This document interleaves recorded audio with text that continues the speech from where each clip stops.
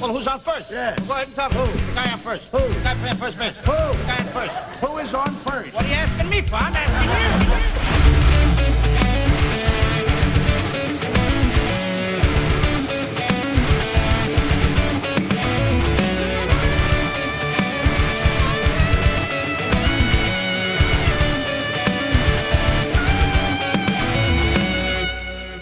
What is up, everybody? Welcome to this episode of Who's on First. Thank you guys so much for listening. We're really excited today. We've got so much to talk about. There's some crazy things happening with the Astros. The Little League Classic happened this weekend, and the Cardinals just blew their entire season up. So before we get started, though, how are you guys doing? Not doing too bad, fellas. Doing okay. Coming off of a game where the Cubs put up 19, but scored like 7 in the other 2 games against the Mariners. So, you know, it's baseball. We're loving it. Yeah, I would say it was going to be a really, really good weekend until I watched the Cardinals play. But hey, you know, still a fun weekend to be had. Yeah, what a sad time. I think, Michael, your Cubbies single-handedly have kept the Seattle Mariners fans excited about potentially making the wild card or even the division, because the West is atrocious. That's what we do. We'll talk about that in a minute. First thing for the day, guys. Let's talk about the Astros. They made some moves, made some big ones in the opposite direction of what you think. So we're recording this as of Monday, August 24th, and it came out that the Astros GM Dana Brown was let go, and I believe it's being worded as mutually agreed upon departure. Which is very, very PR speak for you've got to go. This isn't working anymore. The second thing on top of that, which I think is an even more interesting part of the discussion, is Joe Espada, the manager, was confirmed to not be given a contract going forward, but was given the option to be, hey, do you want to be fired or do you want to finish the season for the rest of the month? You know, we'll let you decide. So the Astros are going through it. They've had a pretty disappointing season overall. So my question for you guys is, were these moves surprising a little bit? And the second part of it is, was this an actually disappointing season with the expectations that the team, or was just this what the team was, what everybody thought they were going into it? Who wants to go first? Brian, you're wearing the Houston hat. You go first. I was wondering if you're gonna make me go first. No, I mean, I think it's not surprising in the sense that it happened. I think the timing of it is very intriguing, because if you're willing to just kind of run the course through the rest of the year, it just makes more sense for the baseball organization. Now, you know, again, we're not in the clubhouse. I haven't talked to Crane on any level to find out, like, did Brown come to him and go, hey, I'm not coming back next year? And he's like, hey, if that's the case, then let's just go ahead and make the move now and just move on, because I want to see what some of the assistants have in them. They're going to divvy up kind of the responsibilities. Maybe one of them gets promoted based off of that. We'll see. I think the fascinating part on it all is just, we didn't expect, I guess, the Astros to necessarily win this division. I think all of baseball had the Mariners pegged to run away with this, but when the Mariners fell really, really hard, it was like, okay, this is intriguing. And I think if this is just me from the outside looking in, I think some of the downfall was, yes, the Astros are struggling, but they had a lot of injuries early on that kind of derailed some things. It seemed like things were turning around, and then the trade deadline comes, and you have an opportunity to really capitalize and really kind of take the West because of the state of where it was. And the only thing you did was get Dalton Varsho. And don't get me wrong, I'm not like, he's not been bad. He hasn't been great. But the fact that you also had to give up Spencer Getty to get him just doesn't make a lot of sense, because I think there were a lot of other players you could have gotten and never moved on from Getty at all, and still kept a little bit of depth with your starting pitching, all of that. And so I think ultimately maybe there's just some sour notes from Crane to Brown and how maybe he managed and handled the trade deadline. Because I don't think Brown was bad overall. If you look at it, he came in at a really rough time, right? They win the World Series, but they had just gotten smacked hard for their sign stealing. They lose first, second round picks for multiple years. And so there is no farm system in Houston. So there's not much to work with. And everybody that you have or would potentially be in your farm system is essentially playing for your team already because there's just no other options. And so I don't know that there was, really good moves to be had. I think a lot of this just stems from now we're seeing how valuable those draft picks really are when it comes to the depth of your organization. Not because they'll necessarily come to your team, but the way that you can use those picks to get the players that you need and want when you're a team that has been as competitive and as strong as Houston. And I say that today believing they're still going to find a way to win the West. And if they get in, if teams are dumb enough to pitch to Yordan Alvarez, they're still going to be a threat. We were talking about it a little bit before we got on, Tim. You watch what the A's did this weekend, and they walked Alvarez a ton, and they ended up winning the series. I think they laid out the blueprint of how you move on and get away from the Astros, at least currently, unless someone like Pena, Altuve's got to somehow find something left for the last month. I don't know if there's anything left in his little body, but he's got to find it if it is. And then I think the Christian Walker experiment has just not been what they needed him to be. He's been a mediocre player at best, and they needed him to kind of be, borderline above average, not elite. They didn't expect elite from him, but they definitely expected better than what they've gotten. And so I think it's just a plethora of those things. Like, I think it's just mismanaged contracts, mismanaged trade deadlines, and then ultimately not getting players maybe that you want to get that ultimately led to a sour note. And that's why I think it is kind of mutual. Obviously, we can all sit here and say it's just PR talk on that. But I think there are times where GMs come in and go, look, like, this just isn't working anymore. I don't want to be here. Maybe he's got an opportunity somewhere else that he's been talking about already. And so it's just like, let's separate now. Again, if it were me, I'm Crane. I'm at least trying to just hold off till the off season, just because there's no point in trying to shake it up now. You can't do anything other than promote roster moves, DFAs, stuff like that. So it's not going to dramatically change the rest of the season. And now you just basically kind of stirred a firestorm, maybe even within the clubhouse, because you don't know what players are connected relationally to the GM and the manager as well, with the talks that have come out there. And so it could be one of those things that disrupts the clubhouse a little bit, and you see a slide that way.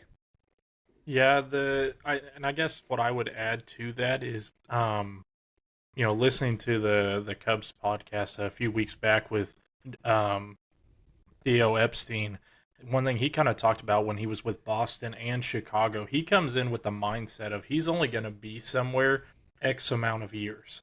And so I don't know, maybe if Brown has put some sort of similar table on himself, because he said it's twofold. It's for himself, thinking that he needs to go out there and explore new opportunities, but at the same time, he thinks it's good for the organization to bring in another mind as well, because sometimes you can get stuck going down one route just based off of what that one person is doing, and sometimes good or bad, you just never know where that, the guidance is going to take you, and sometimes you get blinded by your own decisions, thinking, oh, this was the right move, but we got injuries, and then that just piles.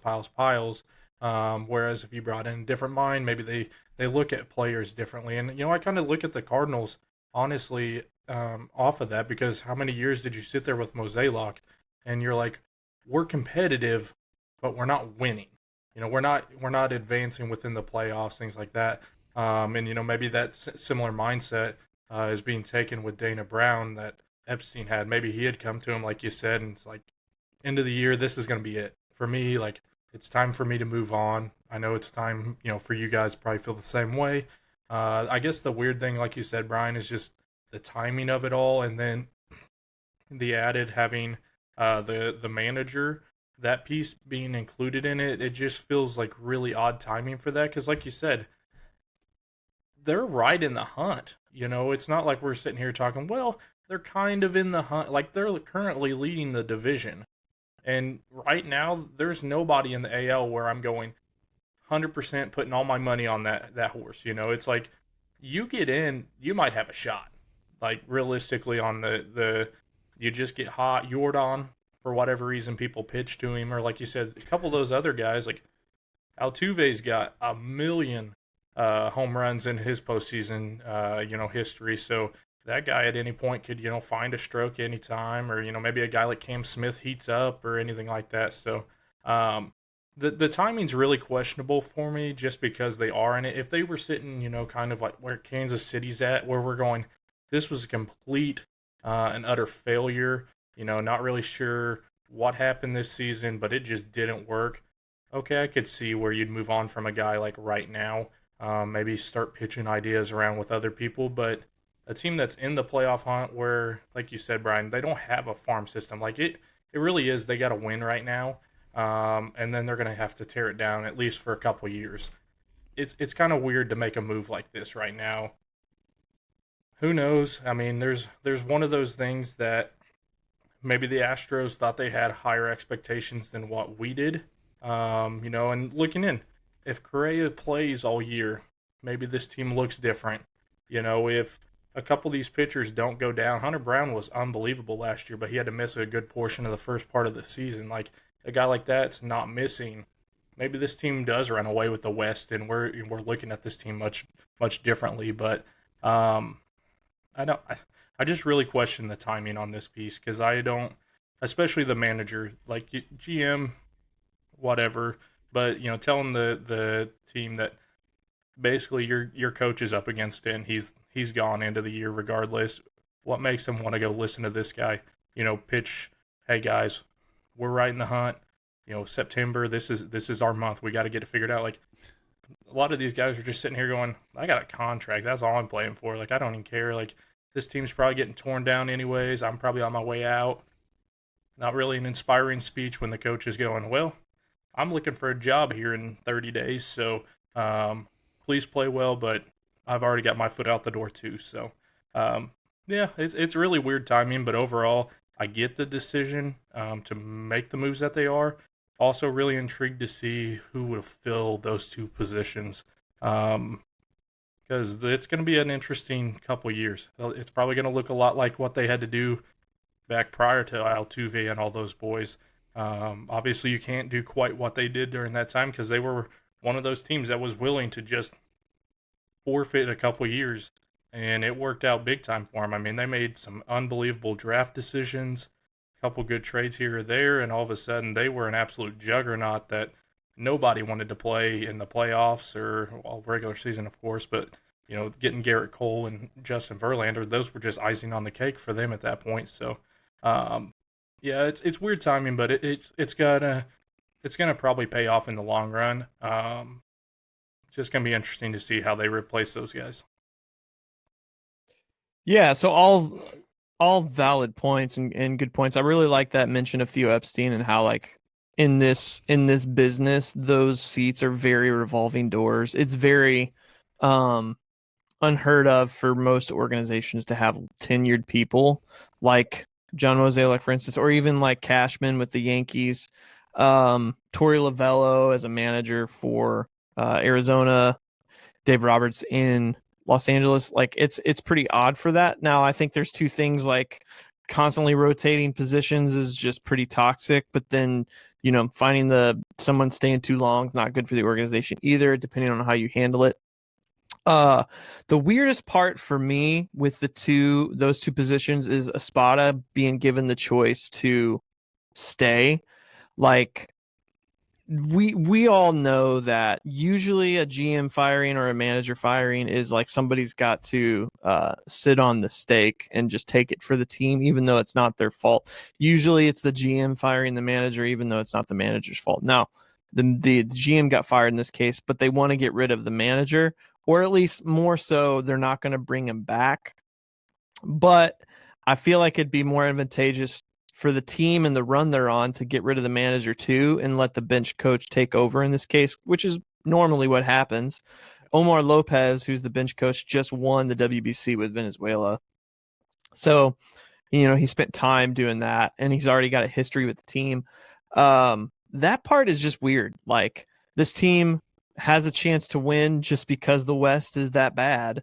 So they don't need to be better than they've been because they can keep winning.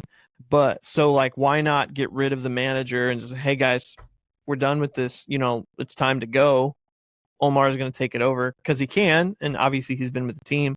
That part's kind of weird to me.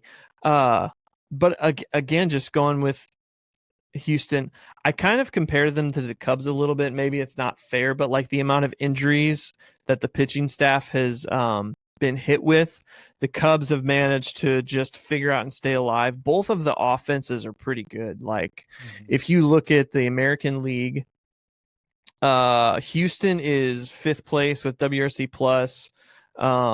They are top 5 with slug. Like they're one of the best hitting teams, top 5 with runs scored. So like their offense has not been the problem. It's been the pitching staff. And you can only overcome so much. I mean, the Cardinals swept them this year, so it's not like they're this incredible team. But to Brian, to your point, they could have brought pitching in and to help instead of just a center fielder, which again, Varsho's been great for them. They needed a left-handed hitting.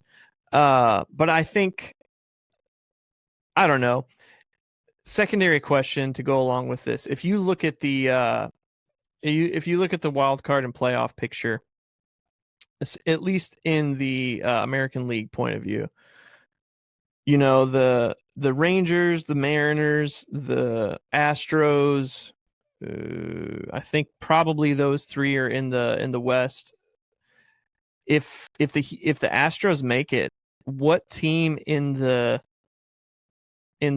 playoff picture would be able to beat Houston, assuming their pitching can like kind of handle, because there's so much playoff experience on that roster, you know what I mean? So like I don't get I don't know.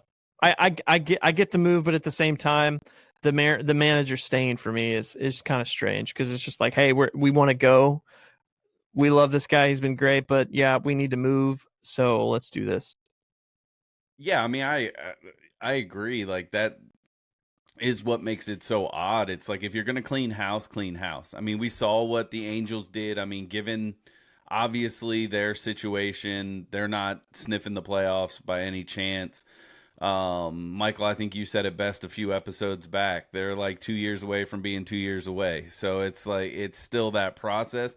But you see what they did. They did a clean sweep of that. They embraced analytics for their pitching staff, and they've had one of the best pitching staffs since they've done that turn. So it works. Now, whether it works long term, we'll see. And so like if you're Crane and you're saying, hey, we're going to just kind of clean house, then clean house. Manager, shift it up and see what happens. Maybe you do catch the eye of your team, they get hot and they roll. Like at the end of the day, I got no experience, but you want to bring me in to be GM, I'll figure it out, brother. Like this team is not that bad, and they have enough pieces that they could really be a threat, especially on the AL side if they get in. Tim, you talked about it. The experience alone that they have gives them an advantage against most of the teams that are there. The bigger question is right now, who else is going to step up outside of Jordan on the offensive side? I mean, they definitely need some pitching help. Hunter Brown, I think, will be a dog, especially when it comes to playoff time. Hader looks like he's regained his form on the back end for them. So, like, they've got the staples there. It's just going to be some of those supplemental pieces. Does Altuve come back to somewhat of a form if they can make a push for the playoffs and be a threat there? Does Cam Smith, as you mentioned, Michael, elevate himself up? And then who is Dalton Varsho? We know, he's added the bat for them that they need. He plays great center field. He does at least have some playoff experience, and so it's just adding to it. So they're going to be a threat if they can get in. The problem is I don't know if they've got enough duct tape and Band-Aids to hold themselves together to get to that spot. Yeah, I guess, Tim, to answer your question, you want to believe in the Yankees and the Red Sox that they're legitimate, right? That those are legit wild card teams, or, legitimate like playoff teams. I don't know. They've had points this year where it's like, you get him in a 3-gamer. You tell me that Jordan gets 2 guys on ahead of him and hits a 3-run homer in one of those games, comes through in the clutch, and Altuve touches a ball down, the left field, or hits one dead center off of Aroldis Chapman again. Like, it could happen. Like, I could see that world happening. Them surviving a 5-game or 7-game series, I don't foresee, just because I don't see their pitching staff. Now, but to your point, their offense is actually really good. They have the highest scoring offense outside of, ironically, the White Sox and Twins. So it's like they can score runs, but unfortunately they've got the third highest, for our viewers, the third highest runs scored, and they have a negative 44 run differential. Like, that's absurd. They're just, like I said, they can score runs, so it's not even just Jordan. It's one of those things, like, they do get guys on. Their pitching staff just can't hold up to a long series, I don't think. But like I said, you get Hunter Brown maybe gets 2 games, and maybe you can get one other game out of somebody, anybody. That's where it would have been really nice to have a Spencer Arringhetti or a Lance McCullers, sitting there currently in the staff. At least guys that have a little bit of experience or have been on teams with some experience, So I question Houston a lot, but I could see him winning a 3-gamer. You could pitch to me an idea that they could potentially win a 5-gamer. I don't see any world where they could win a 7-game series against these teams. It's just too many of these other teams, are better on paper. Now, given Seattle's a lot better on paper, and they're in 3rd place in that division. So, baseball, baby. Yeah. So I'm gonna throw this to you guys, and we can decide this real quick. So we talked about. This goes to show you how toxic the AL is, because last time we recorded, the Orioles were in sole possession of the 3rd wild card, and they're 2 games back now. The Guardians hold it right now, but we know that's going to change 20 times before the season's over. But assume in the West, between the Astros, the Rangers, and the Mariners, I think the Astros are probably the better of the 3. And have played for longer, just simply because their offense is that good. So let's say they win the division, and it's either the Blue Jays, the Rangers, or the Guardians in the wild card. That's who they would play. Let's just say, like it is for now, it's a 3-game set between the Astros and the Guardians. Who would you take in that series? I mean, I'm taking the Astros. I mean, I know the Guardians, they have the ability to be sneaky, but I think the only way the Guardians really win is, again, you pitch around. Like, you almost have to treat Jordan as like Barry Bonds. Like, I'm willing to walk him with the bases loaded in order to not, but it's a dangerous game, because then you're talking about the likes of Paredes, who's not having a bad season.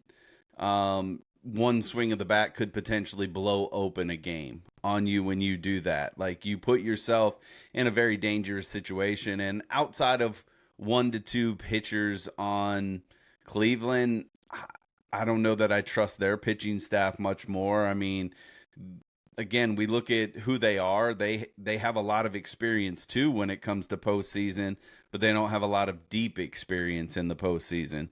That's where I give the nudge to someone like the Astros, because not only are they in the postseason, but they're getting to the CS, the DS, in those games more often than not. Yeah, it's one of those things. I don't want to see it happen, but I remember watching when Bryce Harper won his first MVP. I think it was 2015 maybe. There was a weekend series that the Nationals traveled to Chicago, and the Cubs didn't throw Bryce Harper a pitch the entire series. He was that good. It's just one of those things, like you said. And I'm hoping for the other teams, because I love Jordan. I hope they're not watching this currently, because I love Jordan and love watching him mash playoff homers. But that's the play. And if Isaac Paredes beats me, okay, I'll take it. It happens. Like, I just can't pitch to that guy, because, like you said, a guy who puts up those types of numbers, I mean, he's still batting over 300. He's going to hit the Triple Crown. At least there's a very good chance of it. He's in that bubble, and to still be there in September, hovering around, that's pretty dang good. But if you're asking me at Cleveland, I've fallen in love with a couple of those pitchers on that Cleveland staff. I could see a world where they just shut Houston down because they pitch around Jordan, and then you've got two guys, maybe even three, that are legitimate, like 8 to 10, maybe 12 strikeout guys against Houston, and then you just got to get J Ram because I mean I don't know where it's going to sit today because like you said, Tim, this could change a million times before then. If it's in Cleveland versus Houston, that also Well, matters. sorry, let me interrupt you. If the Astros win the division, it would be in Houston. So that's where, honestly, it may be even weirder to say, but Houston's got a losing record at home and a winning record on the road. So it actually may benefit Cleveland, and part of that being Houston's a hitter-friendly ballpark in some aspects. And so then maybe you see a guy like Nathaniel Lowe, who's played the Astros a million times in his career, comes up with a huge home run in that series, or Joe Adell, either one. So Cleveland, I definitely could see. Who else did you pitch in there? In that series, if you would, Yeah. it would be. Give me 1 second. They have some incredible pitching, so it would probably be Parker Messick and probably Gavin Williams. I would assume so. Maybe Bybee or Griffin for the third one, but Messick is probably starting it for sure. Game 1. So I think I'd actually take Cleveland as much as I love Houston, just for the reason is like I don't trust their pitching enough. As much as I love Hunter Brown, like as good as Messick and Williams have been, especially like Williams has really come on a lot here, and I want to say he's like second or third in the league in strikeouts right now. So Gavin Williams too. Jeez. Yeah, I might take Cleveland in that series. The Blue Jays, to be honest with you, unless something changes over the next 3 weeks or something, and Vladdy starts playing really good baseball, I think I'd take Houston in that series because I think the Blue Jays are just ready for this year to be done. Like they're playing well enough to be out there, but they're not playing inspired baseball. That's for sure. Yeah, it's hard to. The only reason the Guardians, the only reason I would say Houston probably beats Cleveland is simply because Cleveland's pitching is really good, but Cleveland's offense is atrocious. Yes. Especially if J-Ram isn't performing. So I trust the Astros to scrape a few runs against Cleveland's elite pitching more than I do against Cleveland scraping a few runs against the Astros' horrible pitching. And I mean, Hunter Brown is going to go game 1, and he's still a really good pitcher, still a really good starter. It'll be like 8th inning, and it'll be 0-0 out there because Jordan's been walked 3 times.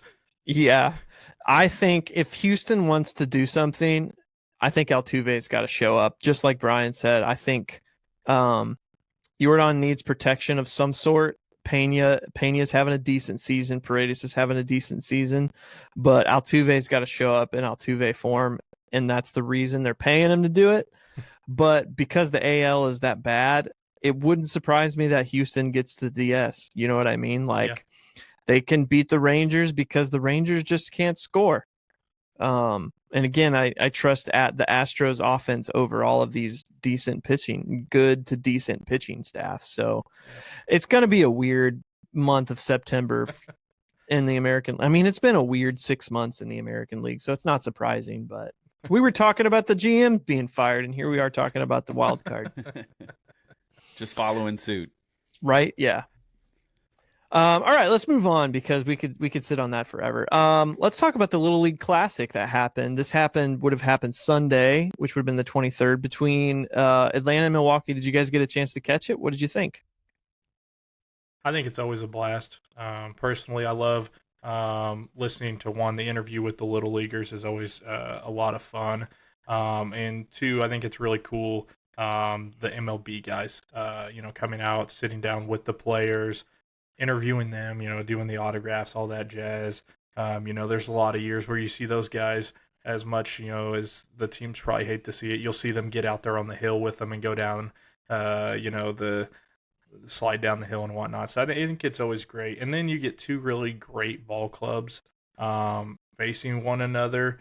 That's pretty much all you could ask for. There's a lot of years where, obviously you can never predict what the teams are going to be like. But I think it's really great to see excuse me, two great teams out there like that, squaring off, and 4-2 game, exactly what you would have expected from Atlanta and Milwaukee. You know what I mean? Like, two great offenses, but of course the pitching showed up and kind of did its thing, and it wasn't even the big dogs out there throwing. If it would have been Chris Sale versus Mizorowski, like, would have been like, okay, yeah, I could see a couple run game, but yeah, it's beautiful ball, and like I said, it's really cool for the players in the MLB and the Little League players. It's a great concept. The MLB definitely does a great job leaning into that.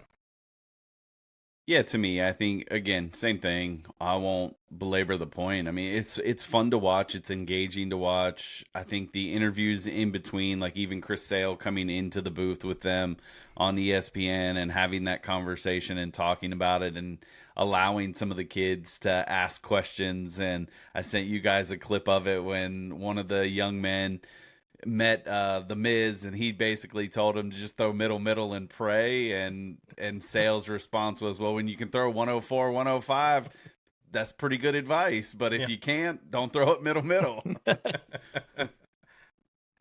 Yeah, I thought it great. Out of all of the special one-off games that I think MLB does in the year, we're talking Field of Dreams game, even the one in Birmingham, the London series game. I think the Little League series is the most authentic. Yeah. The players, I think, enjoy it the most, it seems. Now, we're not in the clubhouses. We're not traveling. It is extra travel in a schedule where they're just, players are constantly moving, but it does kind of come across and feel like players are authentically enjoying it because honestly, think mostly because they've all been those kids in that position, wanting to see all these big leaguers give them the time of day and just, show up and show out a little bit. So I think it's really cool. I think it is interesting to hear Carl Ravage's notes in the end. I know his ESPN contract it didn't get terminated. I just don't think it got picked up. So Manfred confirmed that the Little League World Series is next year. I think it was the Cubs and I'm forgetting who else. Who are you guys facing? Do you guys remember? I don't. I know. I was gonna tell you. I know the Cubs are in it. Yeah. ESPN's confirmed to call it, and they have that game, but Carl Ravitch doesn't work for ESPN. So I'm wondering how that's going to work because you can definitely tell that's something he really enjoys. Again, bringing the kids in and about. Blue Jays. They're playing the Blue Jays. That's what it is. Second thing I wanted to ask about you is this kind of forced me to watch Milwaukee some more. They have absolutely torched the Cardinals this year, so I don't enjoy watching them play baseball. But I know for 2 years in a row, this year probably for them finishing with the best record in baseball. It's probably some of the most scored runs in baseball. I watched a great video breaking that team down. Shout out Willie Liddix, but he kind of brought up a point about how they're always going to be, and they're built to be a really good and an incredible regular season team, but they're not built to be sustainable in the playoffs. And I kind of thought that would be kind of fun to discuss a little bit because I know, Michael, your Cubs are chasing them in the division. I don't think they're going to catch them, but crazier things happen. But a couple things that pointed out to me, and then we can discuss. The Brewers are second. Let's see. I should have had this pulled out. WRC plus wise, they are fifth in WRC plus in the league. They're second in walk rate, but they're 20th in slug, and they are the best team at not swinging the bat. So, which is part of the reason why their walk rate's really high. Part of the reason is their hitters aren't slug oriented; they're very slap oriented, putting the ball in play, infield single type of approach, which is also counterintuitive to how the playoffs work because playoffs and regular season are two different games essentially. So I thought it'd be kind of fun to discuss. What do you guys think of that? Do you think this team has it in them continually to get into the World Series and win it? They got bounced by the Dodgers in 4 last year, but they put up a tough fight against the Cubs, or I guess I should say the Cubs put a tough fight up against them in the DS last year. What do you guys think about that? Yeah, I mean, I'll go first just because, I always like to give the Brewers a hard time. But for one, until they prove to me they can do it, no, I don't think they can do it. I mean, they've had a super great run for, I don't know, 10 plus years, really. And they always put together one of the best products in baseball out there during the regular season. Can't figure it out in the playoffs, and that continues to loom over their head even after Craig Counsell left. Pat Murphy's done a sensational job as a regular season manager, but he can't get over the hump. And to his credit, the Dodgers were nearly unbeatable. Last year, so we'll give him a little pass on that one, but no, I don't know that they're any different this year. Because tell me what's different about this team. Okay, Mizorowski's been sensational, great. They've had a lot of really great starting pitchers over the years. Like Freddie Peralta was great last year. Woodford's had some incredible runs there. So it's like, okay, great pitching. Who's your big slugger that comes through in the clutch? Because I just don't see it. Like you said, Tim, like playoff baseball versus regular season baseball, Cleveland is a very similar team, I would say. A lot of years they can put out really good, even offensive productive in a lot of years where at least they're efficient. They score a lot of efficient runs, but they win a lot of games because they're pitching. They don't hit home runs, and those big time home runs matter in the playoffs. And like I just don't know who on that team, because the guys that they do have that have power are the guys that aren't consistent hitters. And William Contreras isn't really showing the power that he had been showing, there for a couple years stretch too. So, maybe you get something from Churio occasionally. But yeah, I just don't see the power aspect, because the slap hitting and all that, like defense in general buttons up in the playoffs. Pitchers obviously are on a much shorter leash. You're not going to let your guy just sit out there and get tattooed for 3, 4, 5, 6 runs in an inning. Like you're probably, especially in these shorter series, you're going to pull your guy in a 5-game series because you can't afford to lose any game really. So I just don't see how they moved the needle with any offseason moves or the moves they made at the deadline. They picked up Dustin May, JoJo. Fine pickup. It's like I'm not hating on that. Like pitching wise, fine pickup. You didn't bring in any power bats, and I think you could have. That's why I said from the jump, like I actually wanted the Brewers to go get Skubal because I wanted them to blow their farm system out to get a rental. And to me, once again, it just didn't move the needle. They already have good pitching. Even they've gotten it from kid they got from the Boston trade. Harrison. He's been really good this year, but that doesn't do you a whole lot if you can't score runs. The same reason you just didn't believe in Cleveland, I don't believe in Milwaukee. Like in a long series, I just don't foresee it going anywhere. And we'll see. The Cubs and Brewers are getting ready to play each other for 7 in like a 2-week stretch, so we'll see how they're kind of matching up. But slap hitting doesn't go the same against elite defense, and the Cubs have elite defense. So if you're not finding gaps, you're going to be getting a whole lot of outs, and we'll just see. Like I said, it's hard to believe in a team that's just never got it done. They just always seem to be the team that figures out some way to blow games. I mean, even 2019, the magical run that the Nationals went on was because the Brewers made a huge defensive blunder in the outfield on a game that would have been over if they just would have made a play. So, Brewers, no for me, but maybe I'm a little harsh. Yeah, I'll disagree a touch. Like this team just seems a little bit different for me.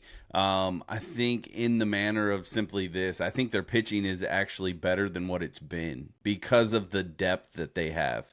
The one thing they were able to address, I think, is beyond just the starting pitching. It goes into the bullpen and some of the relievers that they have. So I think they're going to be able to hang around games. I mean, the question mark, you hit the nail on the head, Michael, is going to be the offense. I mean, outside, I think it's Bowers is their best power hitter, at least this season so far. And outside of that, there hasn't been much. To me, they kind of scream a little bit of the Tampa Bay Rays without power. I mean, we know what Caminero is.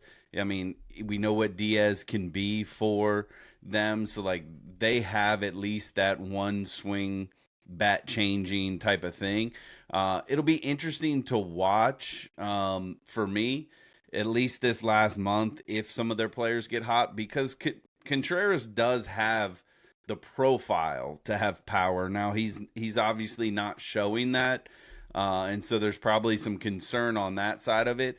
I'd be really, really fascinated to see what type of Jackson Churio we get when it comes to playoff, because if his bat comes to life, he can change a series, him alone. And so that's where, like, maybe I have a little bit more hope for the Brewers on the outside. Now, I'm not betting, like, for them. I could see them getting bounced, the first series they play. I could see them doing something very similar to what they did last year. They find a way to get to the CS, but I don't think they're going to compete with the likes of the Dodgers, because that's when you have to be able to score more than 3 runs a game, or you're going to find yourself in trouble every game. And that's where it's going to get interesting to me, because the speed plays until it doesn't. You get into playoff baseball, it's a little bit colder. It's harder to drive the ball a little bit further. All of those things come into play. And so if you don't have those naturally powerful guys that can change the game with a swing, it does get infinitely harder. And you're right, they didn't address that, but I think, I'm a believer in Pat Murphy. I don't necessarily like the Brewers as a whole, but I like him a lot. And I feel like if there's anybody that can figure out a way to push this team, because at least he has pushed them to the CS, maybe he can find a way to push them on to the World Series. Yeah, so we can all equally agree that they're top tier, elite tier in run prevention. Their pitching is just, it's what has carried them for this long run that they've been on. And their defense is always excellent. They're super athletic. Most of their players are kind of like we joked about with the Orioles, how the Orioles have found this factory of blonde, long-haired hitters. The Brewers have found this factory of really short, lanky, speed slap hitters. So we know that they're elite at run prevention, but their ability to score runs in certain situations is kind of what brought this about. So I'll link this. I'll tell you what, I'll link this video to you guys, and then I'll link it in the description, what I talked about, because I think it's kind of just really, really surprising. So the Brewers are second in out of zone swing percentage. So that just means if the pitch is out of the zone, they're not swinging at it. They're second in walk percentage with runners in scoring position. So again, going back to that plate discipline approach of, like, they're not going to swing, but they are 30th in pull air percentage. So when you pull the ball in the air, that's where the most damage comes from. Their barrel rates are also really low. Squared up rates are also really low, again, because they are slap hitters oriented, with the exception of Churio is a great one. Yelich is a slap hitter in the playoffs. It's interesting to me. I'm going to go along with Michael, and this isn't a central nerd or a central fan here, but it's hard to believe that type of baseball is going to work long term unless they get lucky. I think that team's a little luck oriented. Now, you could look at the regular season and think, how can you luck your way into, being the best runs scored, the best record in baseball 2 years in a row? That is true. But in the regular season, you're not facing aces over and over and over again. In the playoffs, you will be. And if you look at their record against pitchers with sub-3 ERAs, those numbers of runs scored tell a very different story. So when that team faces elite pitching, they are not the scrappy, score a lot of runs team that everybody sees on a sheet. So it's hard to believe that they will. Now, again, the playoffs are super weird, and baseball is even weirder, so you never know what can happen. I pull for them because they're one of the teams that have yet to win one, and it'd be great. And I don't really care who dethrones the Dodgers, just as long as somebody does. But that type of team, the way that team is built, it's hard to believe that it is sustainable against how many wins do you need in the playoffs? You need 13 wins, I think. 2, 2, 3, 4, 4, yeah, 13. It's hard to believe that they can beat 13 aces and 13 closers. You know what I mean with that type of play. Well, but here's the thing. You don't have to beat 13 aces. Tell me another team that is in the NL outside of the Dodgers that have 5 legitimate aces that they're going to run out there for a series. Okay, great question. Let me look. So on their way to, let me click leagues, National League, top 6. So Chicago, Atlanta, probably not Pittsburgh, Philly. Philly's going to have a bunch of them. Atlanta is definitely not going to have any except for Sale. Probably Philly and Chicago, which is who's going to be in the way, and then LA. I mean, and here's the thing. I trust Chicago's offense to help carry them a little bit, but I would not trust their pitching staff as like aces through the series. They haven't shown that this year. I mean that, and that's not to knock. I mean, they're a solid team. I would say the same thing about the Phillies. I mean, yes, you have Sanchez, you have Wheeler, who's performing well in that regard, but they haven't been what they were in the past. And so again, you in a 5-game series, you're not going to see but maybe the first starter twice, which severely hampers your chance. Like, don't get me wrong. If a team can win those 2 games, that's great.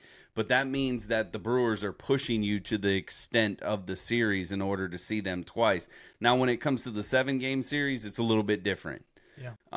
And that's the thing. And again, that's why the Dodgers are the Dodgers, unfortunately. Like, I hate to bring it up, but all of their guys are starting to do their rehab starts and officially get back in the swing of things, just for the month of September. Surprisingly out of nowhere. Exactly. Everybody's all of a sudden healthy now and starting to throw again. And so for me, like, that's what gives me hope. Again, I'm not betting on the Brewers because they haven't shown it. But when you start looking up and down the NL, there's not a lot of other teams. Like, when I look at what their pitching staff can be, and now this is a big question mark because they're stretching Mizorowski in a sense that he's never been stretched before.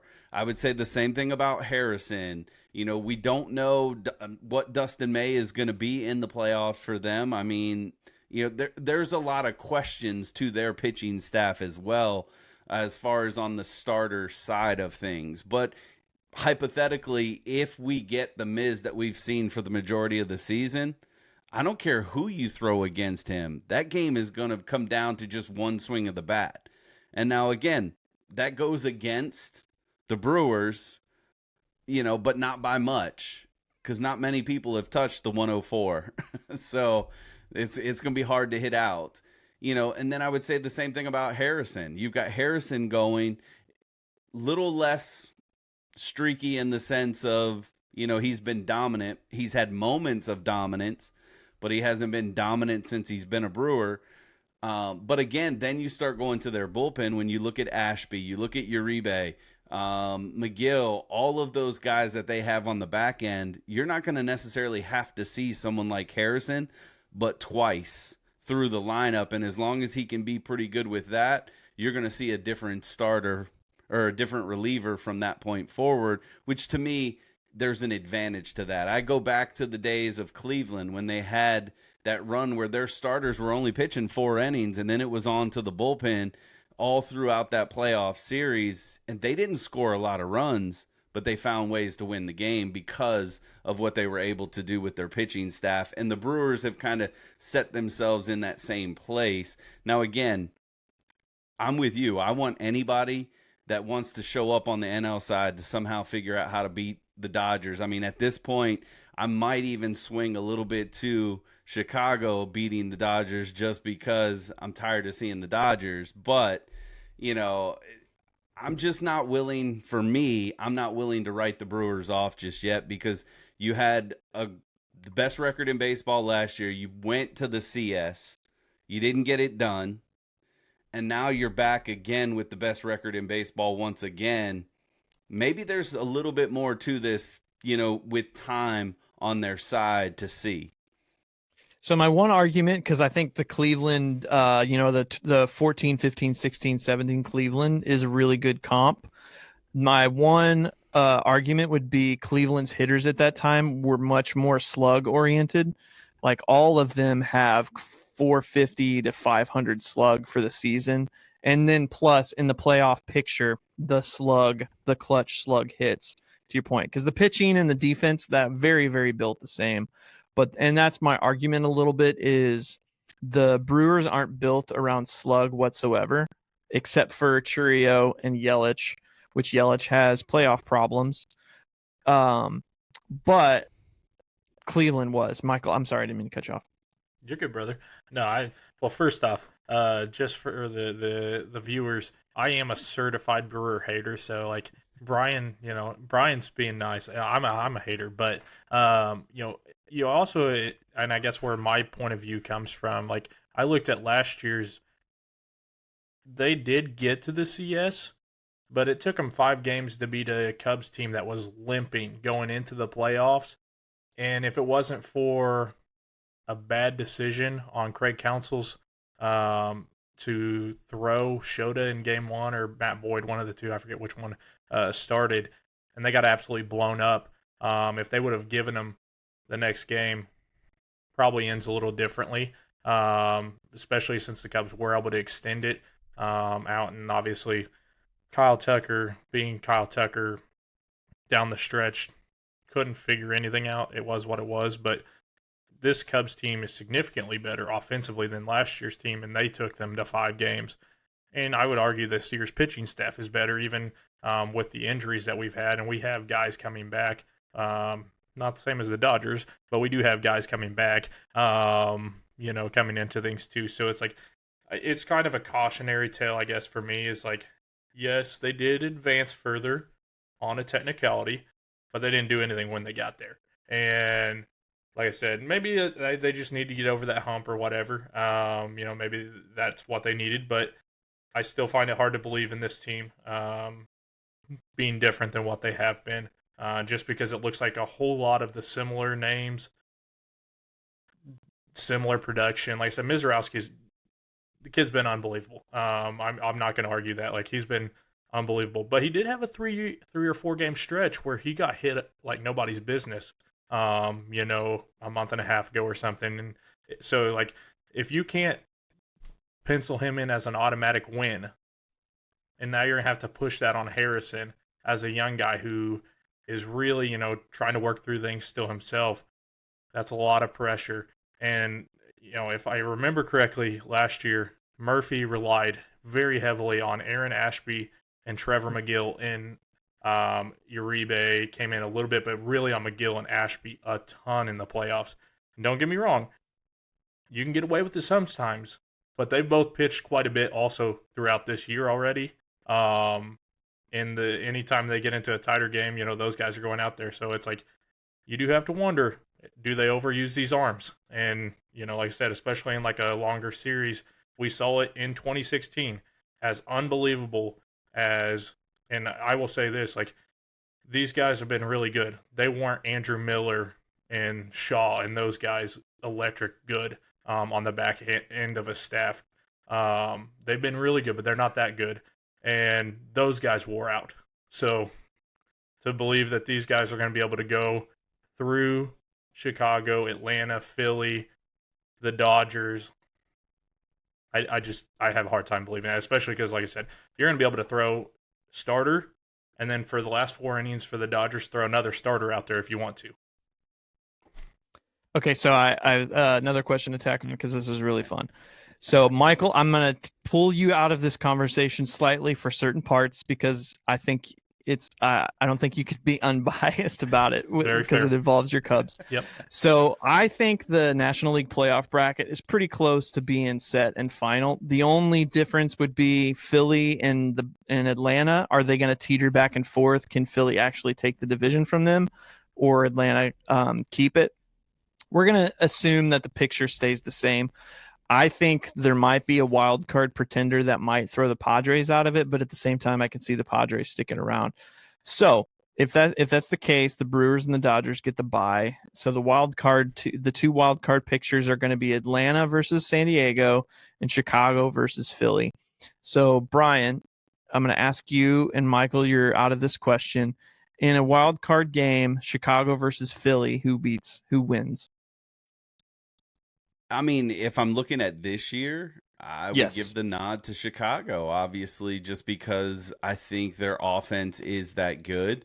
I still believe, I mean, we've seen it in the second half, the resurgence from Bregman and what he's been able to do. I think he adds a poise when it comes to the playoffs that is going to be vastly different for the Cubs this year.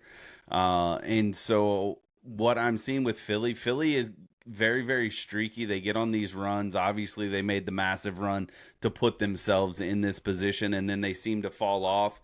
And now they've kind of reeled off, 9 in a row, I think, once again.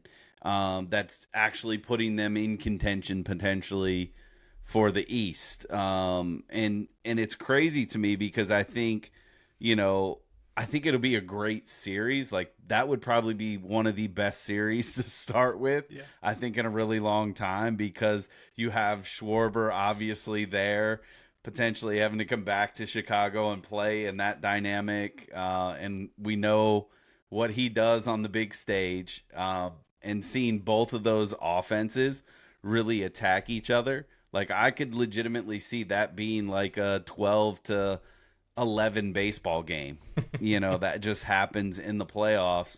But I think there's the Cubs, like, if there's a chance for the Cubs this year, and I almost throw up in my mouth a little bit saying it, it's like this year is that year for the Cubs. Like, I think, as long as their pitching continues to hold up and the guys that are coming back can at least assimilate in, like, I don't even expect Steele to necessarily be a starter for them, but if he can come in and give them some big innings just as like that bridge in the middle innings where you don't have to let Cabrera see the lineup for the third time in a playoff game, and then you can get it to the back end with someone like Steele, that is what's going to be game changer for the Cubs this year.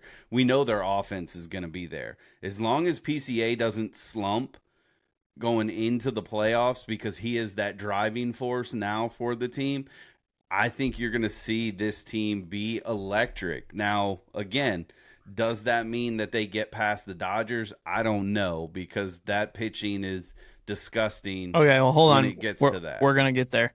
Now I'm gonna flip it. Say Philly overtakes Atlanta, and it's Chicago versus Atlanta in that wild card. Who do you take in that one? I'll hit you in a minute, Michael. Yeah, I think Cubs are going to be really, really nervous because they're going to lose the opening game against Chris Sale. But then I think they ultimately, they get the next two, just because of the nature of Atlanta's pitching is just going to be the problem. I mean, unless Ronald Acuna has some sort of flashback and absolutely delivers offensively, they're going to be in a world of hurt. Like, I mean, they're going to need their offense and the other two games potentially of that series to just be electric, unless, again, one of their secondary starters just absolutely has like the game of their life to shut down the Cubs in that series. I mean, it's unfortunate, and again, it pains me to say this, that the Cubs are chasing the Brewers, because I think that they, in a lot of aspects, are better than the Brewers overall as a team. Agree. Okay, so for the second instance of this, we're going to go with the first one. Atlanta wins the division in the East. So then this wild card, and you can both answer this, is Atlanta versus San Diego. Who wins? Go for it, Michael. Yeah, that's I promise this has to do with the Brewers. This did happen recently, and San Diego swept Atlanta, and San Diego did get better pitching, and I think the X factor here is Fernando Tatis Jr. has become the MVP level guy that I thought he was going to be this year, especially on the second half of this year. He's been phenomenal. We've seen him do it in the playoffs before. I guess that's where I would say I'll lean into San Diego. I hate it as much because I do like Atlanta more. But currently, I'm getting MVP Tatis. I'm not getting MVP Ronald Acuna. Um, and that's, I guess, where I would say the difference is, especially because Tatis is going to get the most at bats in the game because they have him leading off now. So I'll lean San Diego. Brian. Yeah, again, I think maybe Sale gets you game one, but outside of that, I don't know that there's much there. San Diego, again, a lot of this is going to depend on Tatis being Tatis in that sense. I think it's going to need a little bit more resurgence from like Machado, and even Jackson Merrill's going to have to show up a little bit. But I think, San Diego gets over the hump in that one. I don't think they're going to be a dangerous team once they get past that point, but I think they win that series. I agree. I think San Diego beats Atlanta just because pitching differences, and I don't think Atlanta's offense is good enough. The thing with San Diego is if their starters are getting hit by the second inning, it's going to be a bullpen game over and over, and that bullpen's just super elite. Okay, so for the second scenario with Philly winning the division, it's going to be Philly versus San Diego, and Chicago versus Atlanta, which we already said Chicago wins that. So Philly versus San Diego. I'm going to lean Philadelphia here, but it's once again very similar. I guess the difference is I do trust Zach Wheeler is Zach Wheeler, and Christopher Sanchez over the last 2 years has been one of the best pitchers in all of baseball. So in a 3-game series, I think I believe in those two more than I believe in like Robbie Ray and Casey Mize got hurt. So but like you're splitting hairs there. I guess at that point, obviously Atlanta's beating Philadelphia right now in the standings, whatnot. But I think I'll lean into Philly's veterans in a 3-game series, especially like you said. You tell me that Schwarber's going to come up with a massive home run, I'd believe that 100 out of 100 times. Or you tell me Harper's going to come through in the clutch, I'd believe that too. So now whether Bryson Stott and Alec Boehm and all those bums decide to show up, we'll see. But I definitely believe in their top line starters and Harper and Schwarber to come through in the clutch, especially if it's in Philly. Yeah, I was gonna say to me that's where it's at. It goes to Philly, and man, Philly's gonna win that series. I mean, their starting pitching's better. I think their clutch hitting is better. I mean, Schwarber and Tatis, you guys know how I feel about Tatis, but I am not betting against Kyle Schwarber on any level. That's interesting. I think San Diego has the opportunity to beat Philly. The only reason I think Philly's hitters are beatable because they have a very niche. They all kind of hit the same way, with the exception of Luis Ariz. They're all very strikeout-oriented, patient sluggers. Yeah, you can beat those guys. I mean, look at them. Look at the DS with the Philly and the Dodgers last year. And again, I think San Diego is going to run their bullpen dry as long as it takes. But I'll go with you guys. I'll say Philly beats them. So in both of these scenarios, we pretty much have rematches from last year. Milwaukee versus Chicago, no matter what. And then LA versus either Philly or San Diego, which in both cases last year, Milwaukee beat Chicago, LA beat San Diego. So what changes this year for those two circumstances to change? I mean, for Philly to beat LA, they're going to have probably one of the greatest offensive postseasons I think we've seen in a long time, unfortunately. I mean, because again, I think Wheeler can shove. I think Sanchez could shut down the offense of LA.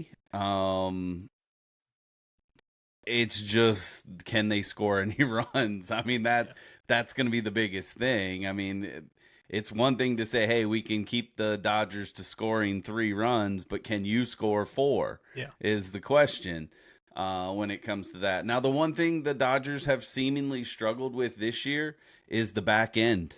You know, they're even considering when Diaz comes back, he's not going to be their primary closer. He's going to have to work himself back into that role. At least that's been the conversation. So it'll be interesting to kind of see. Now, again, their whole bullpen's littered with former closers and all that fun stuff too. So it's like we'll see when September ends or the regular season ends.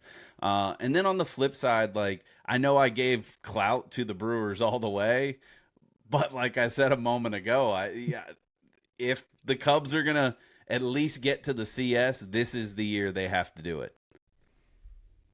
Yeah, I guess a couple pieces for me. If I'm the Dodgers, I move Roki Sasaki back to the bullpen now. I'm not using him as a starter the remainder of the year just to get him used to that role again because he was lights out in that role there early in the year. And to me, that's his role on this team, most likely, because they have too many other really great starting pitchers. Like you said, Brian, that's their gap. So if they're smart, that's where they move him now, get him back to being used. Because we've seen it, like, as much as it is great to be like, we're going to go Verlander and then Garrett Cole for Game 7 and stuff, like, it's tough for those starters. They're not used to that. And Sasaki's back in the I'm a starter mode. He's used to getting clean innings, going out there, 0-0 game, nothing's happened. And so that's first piece for if I was the Dodgers, but you know, hopefully they don't listen to me.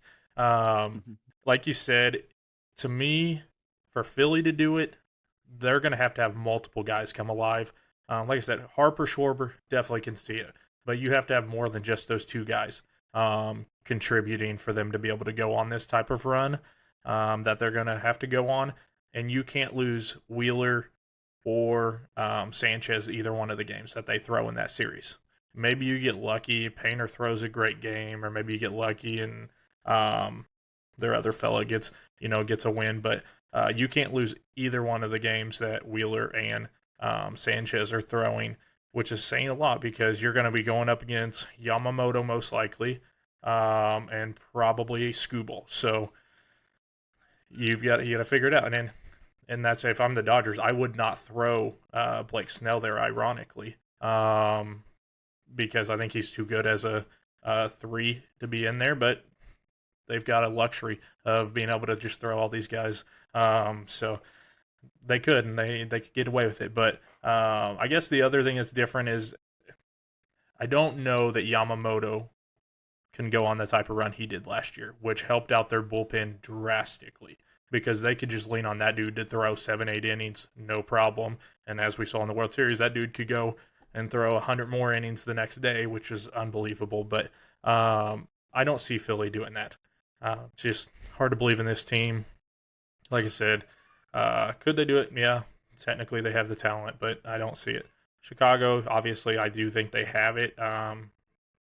But I could see the world where the Brewers get it done too, because Mizrowski is going to get 2 games in that series, and he'll be coming in clean to that series, whereas Chicago's going to have already picked up a couple bumps on the bullpen and everything. So, yeah, for Chicago, obviously the difference is their pitching's in a better spot, ironically, right now than we were going into last year. Shota was getting absolutely destroyed in every single game he was going out there, and we didn't have any choice but to throw him in games last year.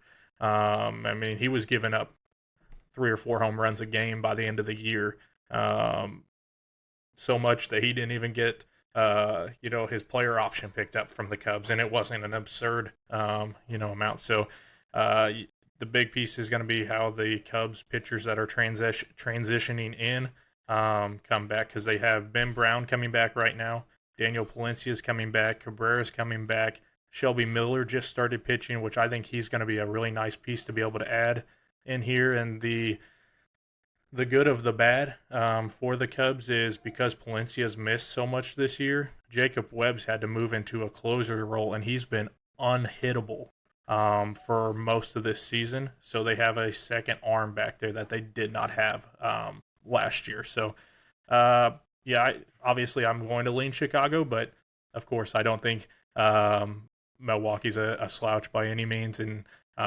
it should definitely most likely go 5 games. It'll be a fun series for sure. It's kind of funny. We talk about how baseball has a lot of parity in comparison to other sports, but this is pretty much 24 and 25 playoffs in the National League back to back, with the exclusion that Chicago wasn't in 24. I think Chicago has enough this year to beat Milwaukee. I'm curious what Milwaukee is going to look like down the stretch. Again, with the Mizorowski piece, they're going to keep hampering his innings. What does that look like going into the playoffs and then deeper into the playoffs? This kid's never pitched this much before in his life. He's held up so far. God forbid we don't want him to get injured at all, because that's not fun. That's no fun. But he's never done this before in his life and been this deep. Last year, they shut him down, picked him back up in the bullpen, then eventually started. Let's assume that he is the way he is now, and he's going to be beaten. I think Chicago has enough to do it. I hate Milwaukee more than I hate Chicago this year.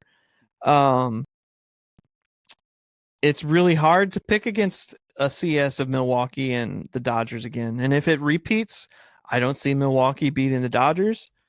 But if Chicago can beat Milwaukee, I think Chicago poses the biggest threat to LA for the CS. I think hands down that's pretty inarguable, because Philly's offense can be beaten by really, really smart pitching, which the Dodgers and the Brewers have. I think Chicago's offense can be less beaten than them. So it's going to be a great experience, in the sense I think Chicago's taken another step. But again, it could end up being the same exact thing as last year with Milwaukee and the Dodgers, and I don't see Milwaukee beating the Dodgers again. With how their team is built and what they're built around, I think the Dodgers can play around with their pitching and just disable them completely. Yeah, because go ahead, Michael. Okay, even in a world, let's say Mizorowski does something absurd and gets into a series versus LA, and he's somehow able to throw Game 1, and he then throws Game 4 and Game 7. That's still only 3 games, and I still don't think there's any world in which he gets 3 wins in that series. Just the longevity of his arm is just not going to be able to hold up, and I think the Dodgers have smart enough hitters that by Game 3 they will figure him out. Not necessarily home runs, but they will start hitting gappers and things like that, which is where in Game 7, where you see a starters, the wheels come off, is those guys that start hitting the gaps. And the Dodgers have so much playoff experience. I just will lean into them and say, yeah, they definitely, like I said, I don't see a world in which that's even possible. But I don't think there's any way Milwaukee can beat them. Yeah, I don't either. I mean, and again, it's tough sledding for anyone in the NL. Yeah. Because I think the whole reason why they went out and got Skubal was for the Yamamoto effect. I mean, he's another one that this year could walk into the playoffs and pitch back-to-back, seemingly, if he needs to, and probably throw 120 pitches in both of those starts and completely shut down a team. Like, that's just, the type of pitcher that he is. And so I don't think they're banking on Yamamoto being that same pitcher that he was last year, because, again, that was pretty historic to watch. But I think we could see that from Skubal in the same manner this year in the playoffs. Yeah. I think it's been said what's already been said. Chicago's got to beat Milwaukee this year in the DS if the Dodgers can be beaten. We've not talked about the AL picture, which we won't because we've run out of time, but what an interesting discussion. September baseball is going to be pretty fun. And if you're an AL fan, buckle up, because that's going to be as chaotic as possible. I don't think the NL picture is probably changing very much, but guys, look at my paper. Look Did a at bunch you of go. look at that. Yeah, that wraps it up. Let's do it. Thank you guys so much for listening. We hope you kept along for the whole ride. Let us know your thoughts about the playoff picture and what it's going to look like. Can Chicago actually beat Milwaukee? Is Milwaukee a good playoff team at all? Is what I said just complete garbage? That's okay too. Let us know your thoughts in the comments, though. We appreciate you if you stuck along this far. We will see you guys in the next episode.